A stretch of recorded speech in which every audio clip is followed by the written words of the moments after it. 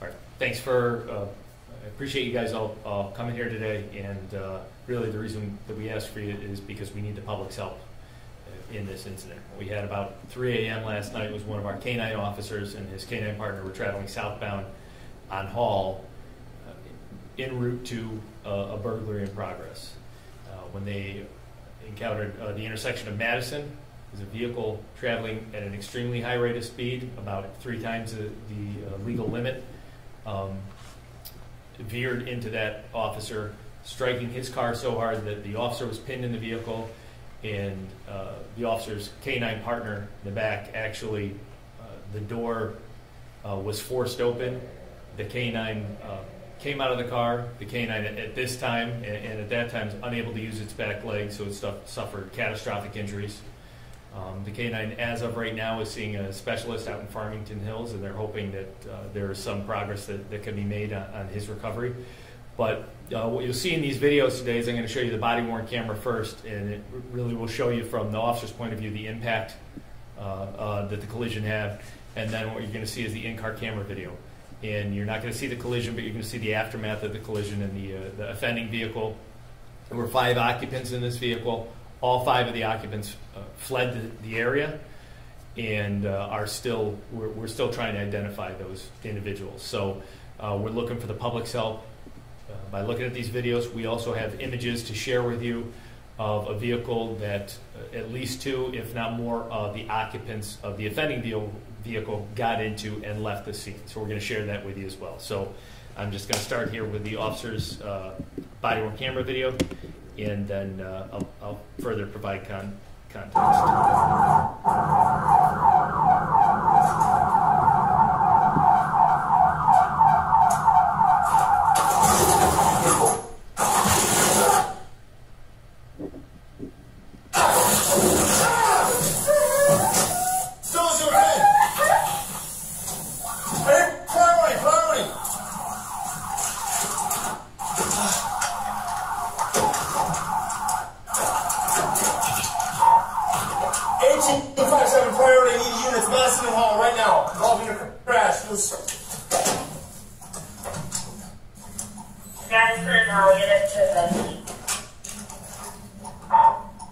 Kenny, I need you to hear for the dog. Yeah, I'm ready. Get going. Dozer, okay? Dozer. Here, calling his dog Dozer. It looks a little glitchy. I know we have a Dropbox set up that we're going to share with you immediately after this, and we'll take a look and see, because it did look a little glitchy. Hopefully this one will play a little clearer. This is the in-car camera video. It's a little bit longer. You're going to see the aftermath of the crash, and then you're also going to see the officers arrived, including our K-9 handler who recently lost a dog, our most recent dog death of natural causes. But he happened to be working the street last night. We have not paired him up with a new K-9 yet. So because of his experience, the officer who's trapped in the vehicle specifically calls for him to arrive, and it's that officer who ends up taking Dozer to the animal hospital on Plainfield. So you'll see how some of that plays out in this longer video.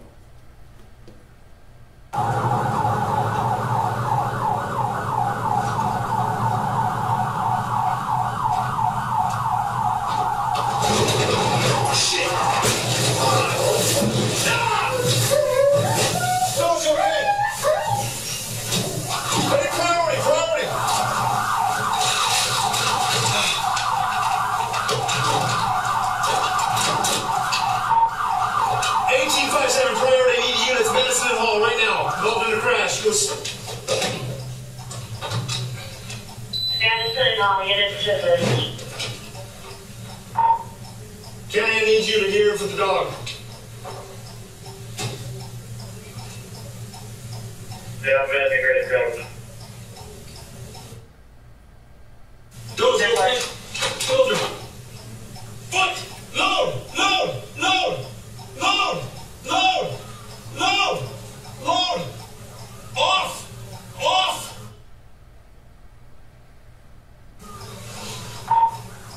1857, I pinned it. And my K-9's door got dislodged. I think he's outside the car. Off!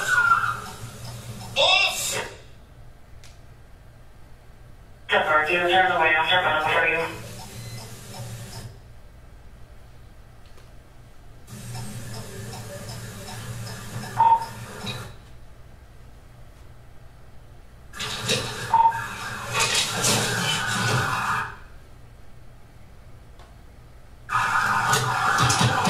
Howie! Get the dog! Get the dog!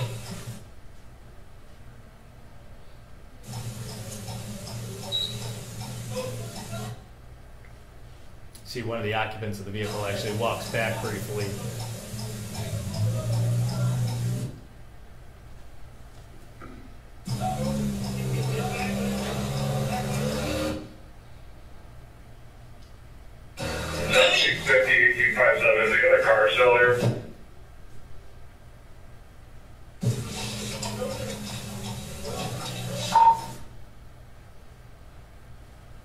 Yeah, the car's still here. It's a black Jeep. Someone load that dog and send him up. Dispatch, let Animal Hospital on Plainfield know a canine is coming, got some messed up back legs. Have him waiting for 1653.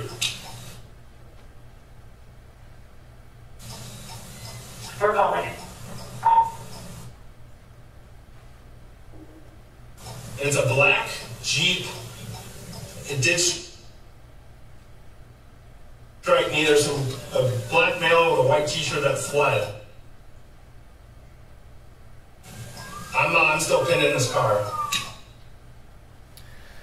So unfortunately, depending on user usage on evidence.com, it can get glitchy like that. So we'll double check the Dropbox.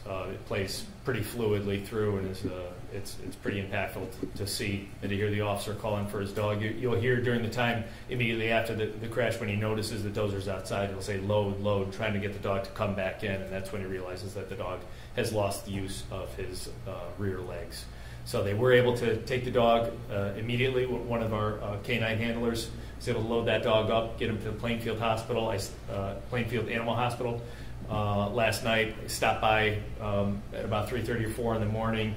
They're there 24 hours. They helped us with Canine Eli when he was stabbed multiple times. They do a great job, and they did a great job last night, but we did have to send Dozer to Farmington Hills to see a neurological specialist because it appears that he may have like I said, a catastrophic injury to his spine, rendering his rear legs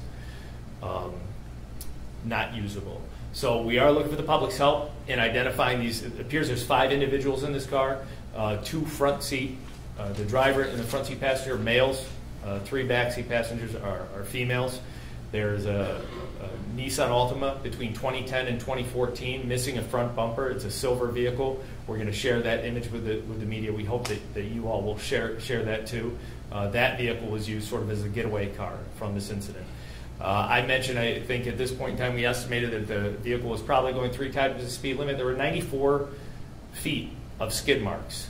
If you have 94 feet of skid marks and come to a stop at that 94th feet on the vehicle's own power, you'd be going 47 miles an hour.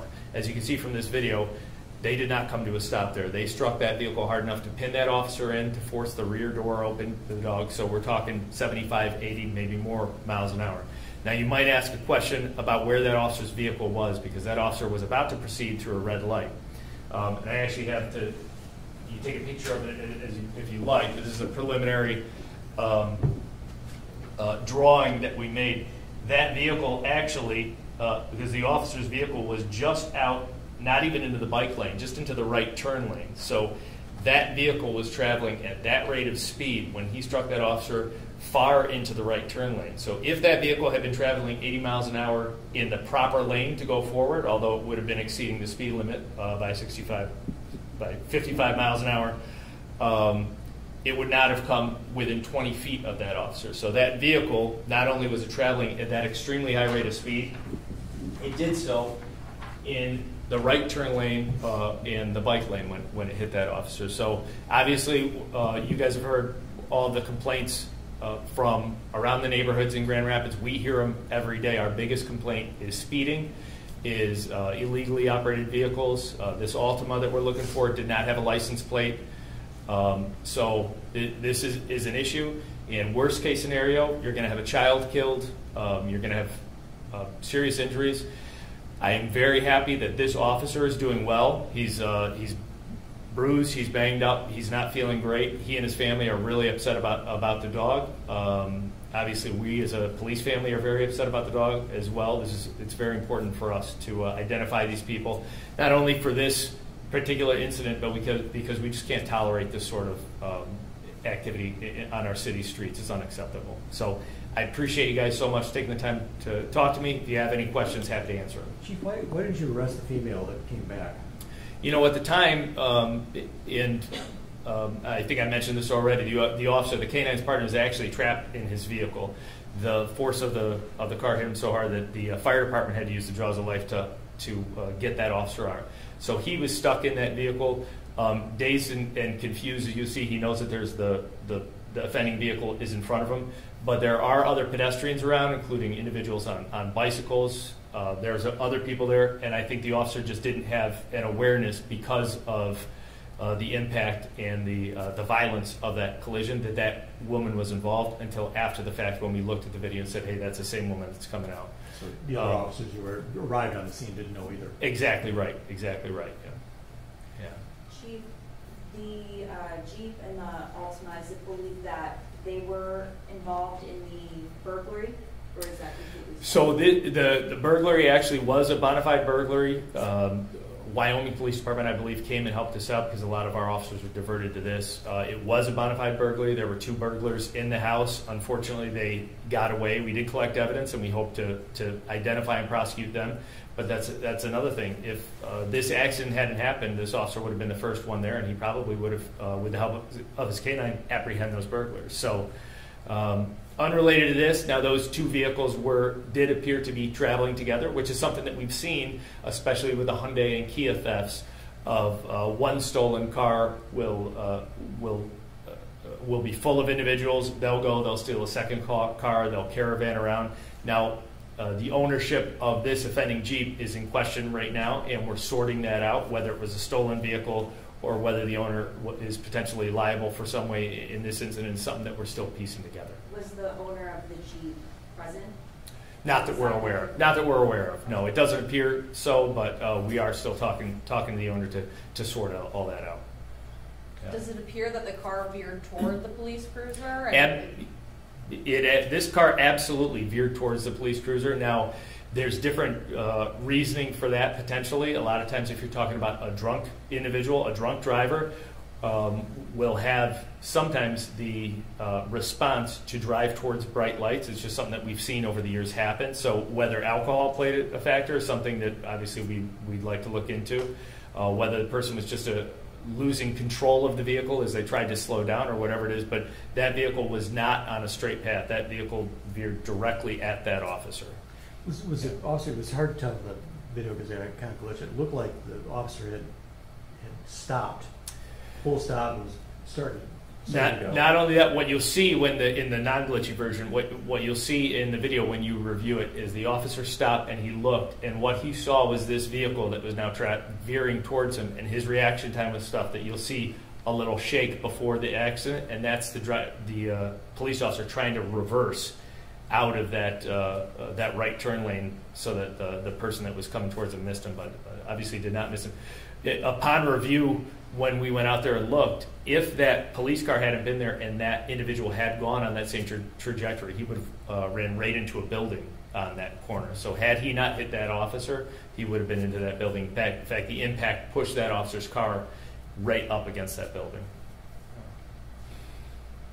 Chief, can you just talk about the relationship between the K-9 handler and their K-9 and how important special? Thanks. Yeah. So K-9 officer and their K-9 partner, they have a very special relationship. Not only do they spend every single shift together, but they go home. That is a family pet. So that you have the 2 dynamic. You're working together with this. You rely on this dog every day for your safety to get the job done, and then you go home and it's the family pet. You're feeding him. You're taking him out for walks. You sometimes take him on family vacations and stuff. So we're not only talking about the impact that it's going to have on GRPD, We're talking about the impact on that canine handler and then the family and all that impact that it has at home. So it's a very big deal to us. Did the canine get a police escort to Farmington Hills? I believe the sergeant of the canine unit actually took, who's Eli's partner, transported the Dozer. So I believe the sergeant from the canine unit transported Dozer in a police car. Yes. Yeah, and we have. Go ahead, Sergeant. No, go ahead. Oh, okay. I was going to say, maybe it was in the earlier releases. Dozer, how old and how many years of service? You know. Boy. You know what? I don't know how old Dozer is. We'll get that information to you. But something that I mentioned, I think, before you got here was Dozer and his partner were actually involved in an officer-involved shooting. I believe it was in June of 2022 on Prospect, where individuals fired at Dozer and his partner, and the officer fired back out through the windshield. So it was one of those incidents where we didn't have video because it all happened so fast. The officer didn't have time to turn on his body-worn camera video. But so this dog has seen quite a bit of action in his time already. But I'll get the age to you. Chief talked about restraints. There are restraints available if you're taking your pet. Does GRPD use those, and how practical is something like that in a police canine situation? So an actual restraint for dogs, which do exist in the back seat, is something that's not that practical because the officer has to be able to call upon and release the dog, automatically while he's out of the vehicle. So we don't necessarily have the capability to use the same restraints. However, there are specially designed rear compartments which we do utilize that are designed specifically for those canines, and they include extra padding for that dog. So I just think in this case the impact was so hard enough to crush the officer's door so it didn't open, and hard enough to open Dozer's door, kind of create a gap in the door for the dog to hop out. So I think just the impact was so severe that I don't know if there was a restraint, if it would have made a difference in this case, or if it would have done more damage. I'm not sure. I think I heard him say off. Is that a command or something? Yeah, off is a command, and what you also hear him say is load. And what he's trying to do is he's trying to get his dog back in the car. It's like, hey, get back in the car, and that's when he knew when he was giving the command to load that that the dog was unable to use his hind legs. How big is the canine unit, GRPD? How big? We have about eight dogs. Yeah. I will say too, it was nice while we were out there last night. MSP K9 stopped by. They, a lot of these canine officers in the area, they train together. They have kind of a little group that they always talk. And for the second time that I've been to the animal hospital on something like this, other canine officers throughout the county started showing up to support. We have 4 dogs? No, he's 4 years old. Oh, he's 4 years old. Oh, okay. I was like, where'd all our dogs go? No. Okay. Yeah, Dozer's 4 years old. So, yeah. And he's got quite the personality. If any of you have interacted with him, he's absolutely full of energy, and he's a great dog. Yeah. I can't thank you guys enough. This is really important to us to get this information out there. So we're looking for the public's help. So I appreciate it. I am very sincere when I say thank you for coming today. Yeah. But happy to answer anything else. I'll stay up here all day. And the other vehicle was injured in the Jeep? Or? That's a good question. I'm glad you asked that, because it does. When you watch the video, what you'll see is that the driver immediately gets out and runs. However, because of the damage to that vehicle, we think that there's a good potential that the driver has facial injuries. If you watch the video, you'll see 1 or 2 of the rear seat passengers. One of the rear seat passengers actually is doubled over holding their abdomen very close. So they appear to be injured. There may be more injuries. The force in a thing like that, any of those occupants of the car are at the very least going to be very sore today. But more than likely, 1 or more of them have injuries, maybe even serious injuries, and obvious facial bruisings, etc. So we're sure that there are people who know these individuals that can give us the information we need to identify this driver. Thank you. Thank you guys very much. Okay. Appreciate it.